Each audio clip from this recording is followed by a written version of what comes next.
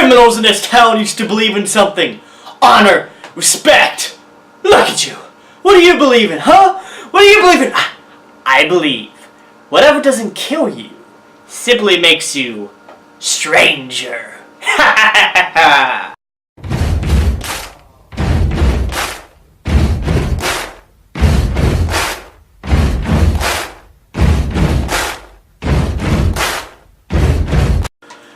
Hi everyone, welcome to my review for The Dark Knight. Hands down my favorite Batman film and one of my favorite movies of all time. Right up there with The Lord of the Rings, Star Wars, The Princess Bride. This is one of the best films ever made in my opinion. I hope you enjoyed this review. So The Dark Knight is directed by Christopher Nolan, just like Batman Begins was. It stars Christian Bale, Heath Ledger, Maggie Gyllenhaal, Gary Oldman, Michael Caine, Morgan Freeman, Aaron Eckhart, Anthony Michael Hall, and Cillian Murphy. So, The Dark Knight is set about a year after Batman Begins. At this point in time, basically the crime bosses that used to basically rule Gotham City almost with an iron fist are now running wild, running scared because of this miscreant known as the Batman.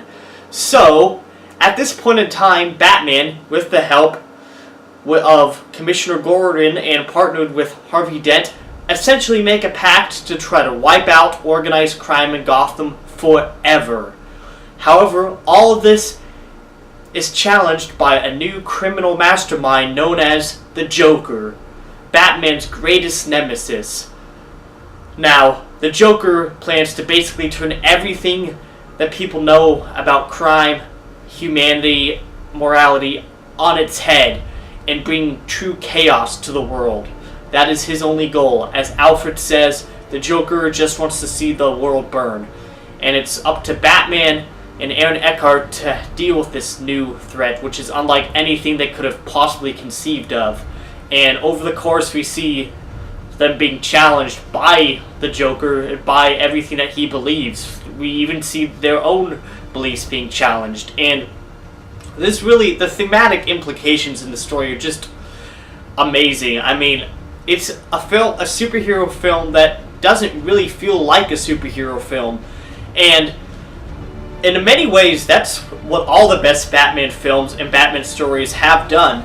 To anyone that, doesn't think that this feels like a superhero movie or that this doesn't feel like Batman, I challenge you, go and read The Long Halloween, which this movie draws from much heavy inspiration, because like this movie, I feel like the best Batman graphic novels are more detective crime dramas than they are simply superhero comic books. And the same is true of The Dark Knight. This really is truly a crime drama / detective story. It really is, and it's easily one of the best ones, in my opinion, ever. And it's hands down the best superhero film I've ever seen to this day, for precisely those reasons. Now, the cinematography in this film is just incredible. Like, every single shot is just beautiful to look at. Just like the camera angles, and not only that, but like the visual effects are just riveting, partially because they're actually real. Like, there's a scene about halfway through this movie where Batman is chasing down the Joker and the truck actually flips. Like, he actually flips the truck. It's almost like Empire Strikes Back of sorts. He uses like these cables on his bat paw to sort of flip the truck around, and the truck does a whole like flip. It's amazing. But they actually did that. And yeah, while there's so many movies, like Michael Bay movies, that have lots of explosions, this one, the explosions are actually real. They actually found buildings that nobody was using and somehow got permission and a permit to film there and film actual buildings blowing up. It really is insane. Christopher Nolan is crazy, but also a genius. The film score by Hans Zimmer and James Newton Howard is hands down my favorite Batman film score. It's so emotional, but also just so epic and awesome at the same time. And just like every single character has their own theme. Particularly the Joker's theme, which is very subtle yet just brilliant. Speaking of the Joker, Heath Ledger not just brilliantly portrayed the Joker he's the definitive Joker in film history to date, hands down. Like, he blows Jack Nicholson, even Mark Hamill, who is now my second favorite, out of the water, and that is saying something. Like, Heath Ledger didn't just play the Joker, brilliantly, he embodied the Joker. Like, he was a different person, essentially, when I watched this movie. Like, when I look at this movie, like, I don't see any trace of Heath Ledger the actor. Like, I only see the Joker. Like, he is the Joker. All I can say is, Heath Ledger, rest in peace. You did, like, a phenomenal job. You were gone way too soon, but your work is one for the ages. Like, the Joker in this movie is hands down one of the best cinema villains in film history. Right up there with Darth Vader, with the Terminator, with Gollum. And also, the Joker really is an essential part of this movie, which is why it was so important that they made him work. I mean, if the Joker hadn't worked, if the Joker had been miscast, the movie wouldn't have worked. It's as simple as that. Just like if Yoda hadn't worked in The Empire Strikes Back, that film wouldn't have worked. Or if Gollum hadn't worked in Lord of the Rings. It's the same is true with Batman. You need the Joker to work to make the Batman mythos work, regardless of the medium. And gosh darn it, they made it work, and then some. Not only is the Joker just scary as heck, like, he is hands down the scariest iteration of the Joker ever, even compared to some of his early comic iterations, but he's just like, he's also just a very compelling character, despite the fact that he's just like the most evil, disgusting human being you could possibly imagine. He also makes you think. Not only does he make the main characters question themselves, he even makes us as the audience question things. And over the course of the film, we just, ultimately at the very end, we see why he's wrong and are more than happy to see that proven. But just how it happens and the tension that builds up to that final moment, especially the final showdown between him and Batman. It's not just, a physical, like, fist fight. It's also just a showdown of ideologies, of just like worldviews clashing. The Agent of Chaos versus, Batman, who tries to make sense of basically a dysfunctional world. And it really is just something to behold every time.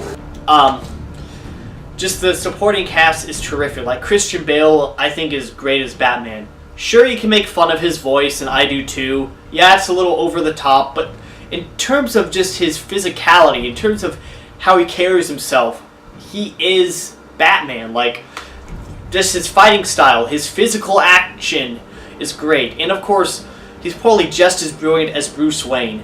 And what's great about this movie is because they've already built him up and Batman Begins showed his origin story, we get to see so much more of Batman. We get to see more of his detective work. We also get to see more of his fight sequences. Aaron Eckhart, I also think, often goes unmentioned, but his portrayal of Harvey Dent is also brilliant. It's just, we really get to see his character progression, going from a very decent, honorable man, and sort of see, like, his corruption. Not because he's corrupt, but because he loses so much over the course of the film. And I also feel like him and Bruce Wayne / Batman sort of have this sort of parallel storyline going on, because they both go through a lot of the same things and both desire the same ultimate goal, but go at it at very different ways. Like, Batman works outside of the law. Harvey Dent, the district attorney, works within the law to try to change Gotham City for the better. And throughout the course of the film, he's the one that ultimately ends up being corrupted, whereas Batman is the one who, though he manages to not be corrupted, he ultimately makes the hardest choice, which is to allow his public image to be totally squandered in the name of, like, what he sees as being the greater good of Gotham City. And even though this film is very sad, it also has a very uplifting message, which I feel like doesn't get talked about nearly enough. Like, it really does talk about, I feel like the human drive to, do the right thing, even in the face of great evil and great suffering, which is exemplified particularly by the decisions we see the main characters make. And that's really something that I've always loved about the Batman stories at their best, and this is that to a T. Gary Oldman as Commissioner Gordon, amazing. Michael Caine as Alfred, also brilliant. Morgan Freeman as Lucius Fox, yes. One of my favorite lines is about like a third of the way through the movie where somebody working at Wayne Enterprises thinks they've discovered Batman's identity, and Morgan Freeman just has this really snarky comeback. It's just like so, just like, yes, you caught this guy. You got him by, Anthony Michael Hall plays the mayor of Gotham City, also does quite a good job. Just the whole supporting cast is brilliant. I also really liked Maggie Gyllenhaal as Rachel Dawes. I thought she did a much better job than Katie Holmes. Her character I just thought was much more sympathetic, and I just think she's frankly just a better performer by yardsticks too. And it also makes, the most devastating moments actually that much more devastating and heartbreaking. I could just go on and on about how much I love this film. The Dark Knight is just a masterpiece, full stop. Everything about this movie is perfect to me. It is the perfect Batman movie, and it's also, as far as I'm concerned, just a nearly perfect film for what it is. And for what it is absolutely extraordinary and beyond our wildest dreams. I'll tell you, the first time I went to the theaters, I was still in high school at the time.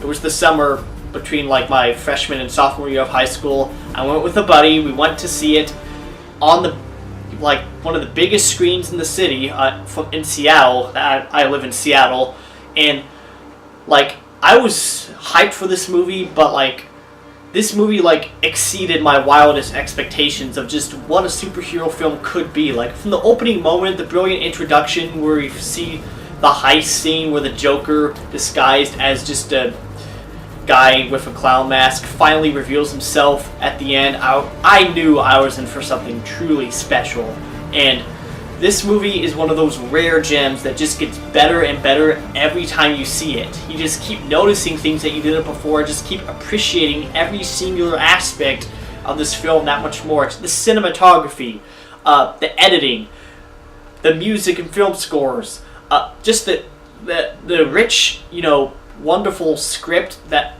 is very deep, can be very dark, but yet, unlike recent DC endeavors, this film also has a lot of humor in it.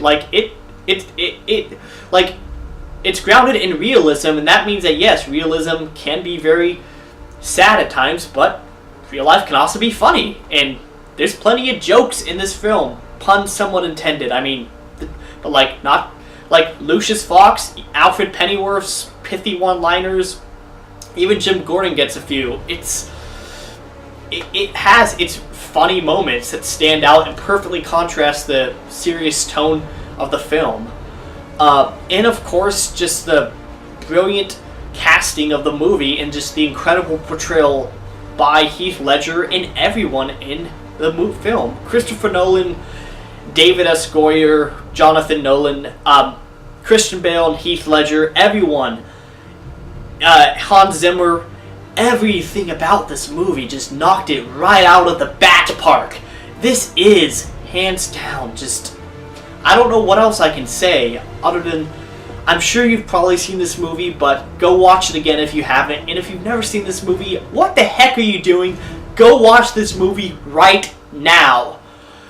I'm more than happy to give The Dark Knight a full 5 smiley faces out of 5 smiley faces out of 5 smiley faces. The first film I have given a full perfect 5 smiley faces for, but it deserves it. Such just an incredible film. Go see it right now. Go watch it. Thank you so much for watching my review. I'm coming towards the end of my Bat month, as it were. The next film I will be reviewing will be The Dark Knight Rises. Expect that this weekend.